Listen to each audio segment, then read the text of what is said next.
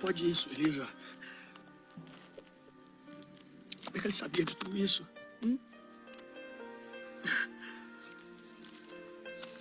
O nosso filho?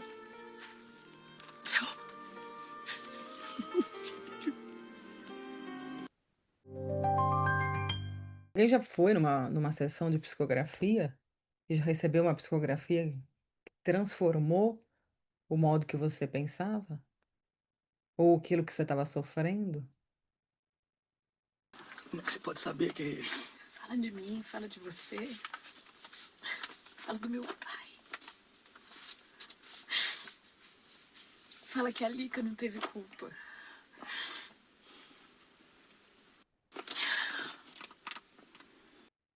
Hoje no mundo, enquanto vocês pensam, eu vou falar, a gente tem grandes, mas não tão numerosos centros espirituais de psicografia no mundo.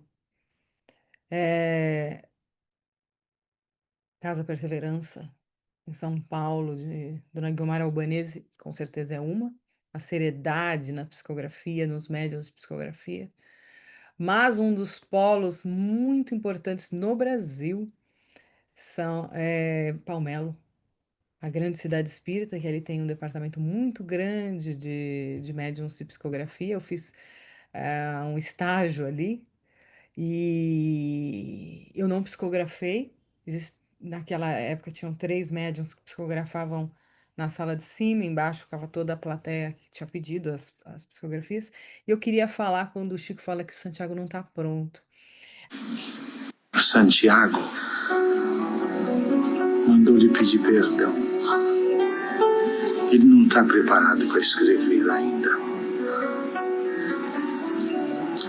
Mas roga que você preserve a vida que carrega. Ele diz também que só depois do encontro de vocês na praça, ele descobriu o quanto a amava. A gente tinha, eu era aquela, e foi um grande momento esse, porque o presidente do Centro Espírita Luz da Verdade, o Barçanufo, ele me chamou, falou, me pegou ali na plateia e falou assim, vai você aqui. E me levou até uma sala onde ficavam só os médiums de psicografia. E eu sou médium de psicografia, então para mim foi uma coisa muito incrível vê-los psicografar. E aí, nessa sala, eu teria que. Eles terminavam de psicografar segundo os pedidos, eu teria que ler a psicografia, ver se tinha algum erro ortográfico, né? Porque às vezes acontece, e cadastrar a psicografia num caderno, né? Porque ficavam todas cadastradas. Depois uma pessoa vinha, era a única que poderia entrar na sala, porque ali, vocês imaginam, tava, tinha guardiões, tinham os espíritos sofredores ou os que desencarnaram, que chegavam para dar suas mensagens aos 3 médiuns, tinham os médicos espirituais, os enfermeiros. Então, o que que acontece? Era um entra e sai espiritual na sala, então não podia entrar tanta gente. Então entrava só essa pessoa para pegar as psicografias depois que eu lesse e tivesse cadastrado. Eu fiz isso 2 vezes lá em Palmelo. E era muito incrível ver. Só que aí uma das coisas que mais me deixou assim, foi um grande aprendizado, me deixou bem perplexa. Uma mãe tinha perdido o filho 2 anos atrás, um caso de overdose muito grande, grave, né? É overdose, entre outras coisas que eu não vou aqui falar. E aí chegou um espírito para médium e falou assim: filha, esse espírito a gente não encontra nem no umbral. É o único caso de um ser espiritual nessa nesse momento que da casa de Palmelo, e que a gente não pode dar nenhuma informação, ele não consta nos registros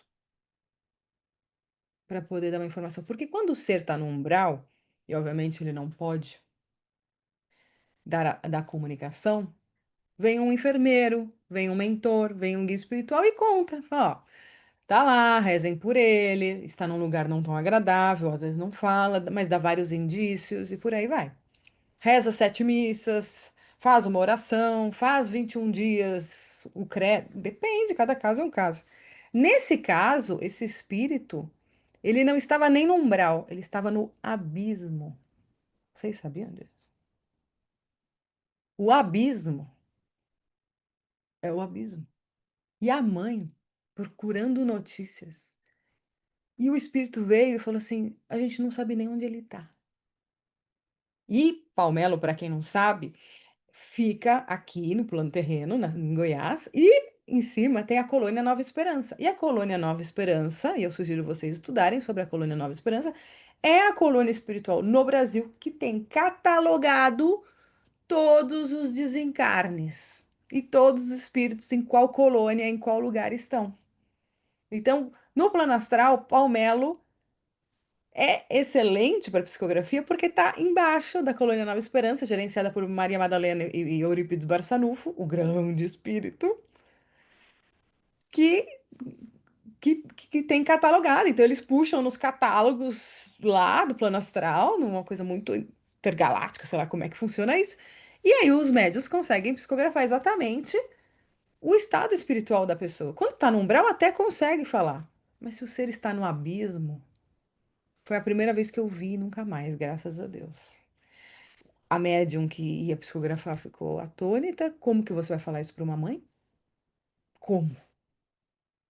E aí foi informado somente que não se tinha encontrado, não se tinha tido a possibilidade de receber a psicografia, mas que fizessem orações contínuas para o filho. Então, que vocês possam entender que um espírito, às vezes, ele não está preparado porque ele está no abismo. Ou ele está no umbral grosso, de uma maneira muito comprometida. Às vezes, o espírito até está na colônia, só que ele não está preparado emocionalmente para descer à terra, para reviver aqueles parentes, para reviver como ele desencarnou. Aquilo vai afetar muito o equilíbrio energético do espírito. Você ligou para meu pai.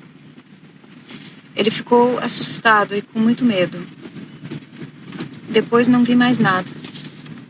Tudo ficou tão escuro. Depois ouvi meu pai chorando por mim. Quis responder, não consegui. Não podia mais.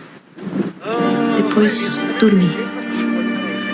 Quando acordei, estava perto da minha bisavó Lia, que me abraçou e disse que ia cuidar de mim, como você fazia. Desde então, eu estou cercado de carinho, atenção.